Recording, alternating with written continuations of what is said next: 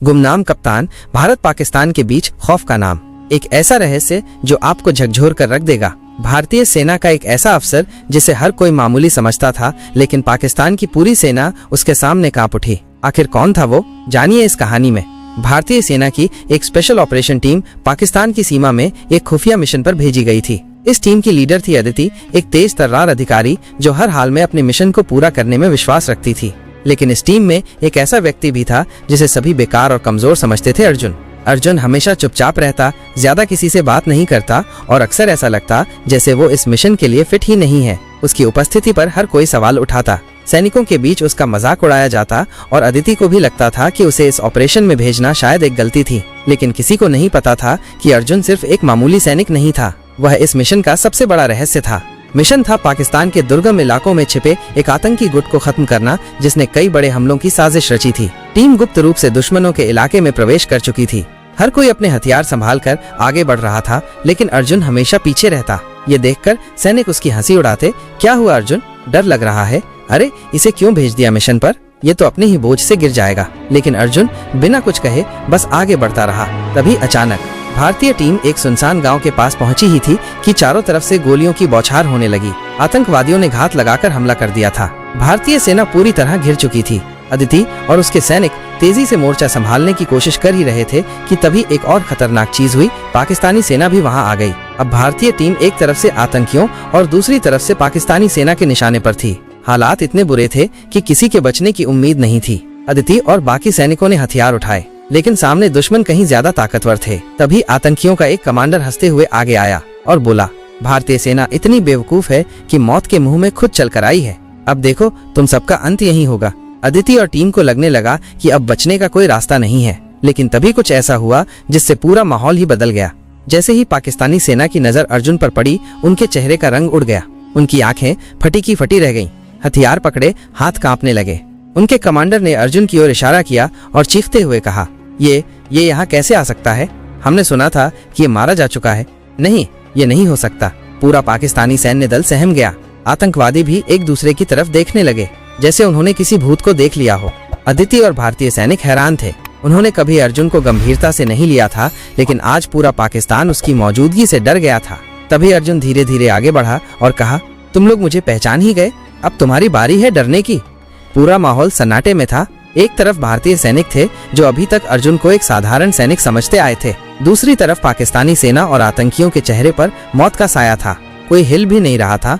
Pakistani commander की आंखें डर से बाहर आ गई थीं। उसने अपने सैनिकों को पीछे हटने का इशारा किया, लेकिन उसके साथी सैनिक हिल तक नहीं पाए। उनकी बंदूकें हाथ से गिरने लगीं। अदिति और भारतीय सैनिक ये सब देख रहे थे, लेकिन किसी को कुछ समझ नहीं आ रहा था। आखिर अर्जुन में ऐसा क्या था जिससे पाकिस्तान की सेना इस तरह कांप रही थी? तभी पाकिस्तानी कमांडर कांपती आवाज में बोला, ये वही अर्जुन है जिसने हमारे कई टॉप सीक्रेट ऑपरेशन तबाह कर दिए थे।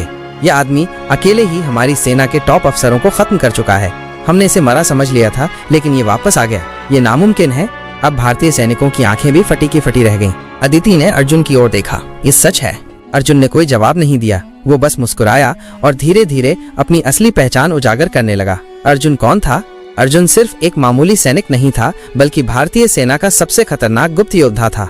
वह एक घोस्ट ऑपरेटिव था, एक ऐसा अफसर जिसका नाम तक सरकारी रिकॉर्ड में नहीं था।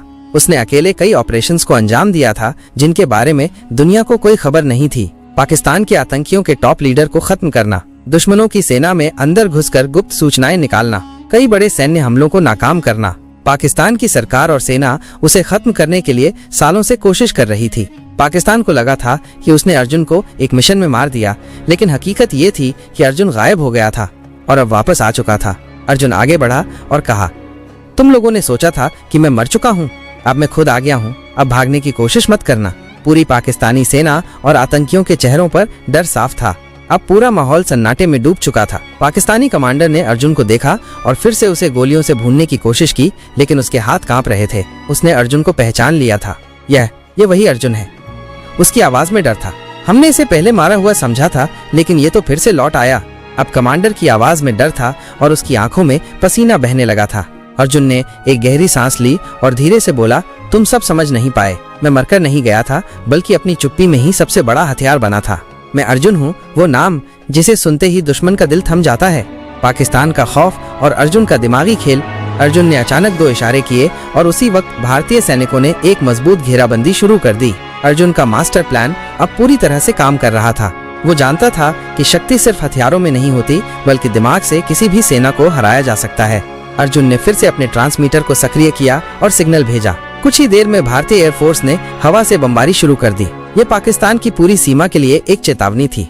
अगर तुम लोगों ने हमला जारी रखा तो ये सिर्फ शुरुआत होगी। पाकिस्तानी कमांडर के चेहरे पर घबराहट थी। उसने सोचा कि अगर अर्जुन ने और भी हमला किया तो पूरी पाकिस्तानी सेना खत्म हो सकती थी। अर्जुन के सिर्फ एक इशारे से पाकिस्तान के कई इलाकों में तबाही मच सकती थी। अदिति की नई समझ। अदिति अब तक सोचती थी कि अर्जुन बस एक साधारण सैनिक था, लेकिन आज उसे एहसास हुआ कि अर्जुन के पास सिर्फ ताकत ही नहीं, बल्कि एक ऐसे दिमाग का भी जादू था जो दुश्मन को एक पल में नष्ट कर सकता था। अदिति ने अर्जुन की तरफ देखा और कहा, आज मैं समझ गई कि तुम सिर्फ एक सैनिक नहीं, बल्कि एक गुमनाम कप्तान हो। अर्जुन हल्का मुस्कुराया और फिर उसकी आंखों में एक खास चमक दिखाई दी। नाम और पहचान से ज्यादा जरूरी है वो काम जो तुम करते हो, और मैं वही काम करता हूँ।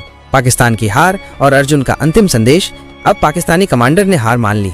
उसने अपनी बंदूक फेंक दी और अर्जुन के सामने घुटने टेक दिए। हम हार गए, हमें माफ कर दो। अर्जुन ने उसे देखा, फिर ठंडी आवाज में कहा, तुम लोगों को चेतावनी दी थी, अगर फिर से साजिश रची तो हम तुमसे कोई सवाल नहीं करेंगे। कमांडर ने सिर झुका लिया। अर्जुन ने एक आखिरी बार उसे देखा और कहा, आज तुम बच गए, लेकिन अगली बार तुमसे कोई सवाल नहीं किया जाएगा। मिशन की सफलता और भारत की जीत। अर्जुन और उसकी टीम के जवान वापस भारतीय सीमा की ओर बढ़ने लगे। इस बार कोई धमाका नहीं हुआ, लेकिन उनकी हर जीत में एक गहरी कहानी छिपी हुई थी।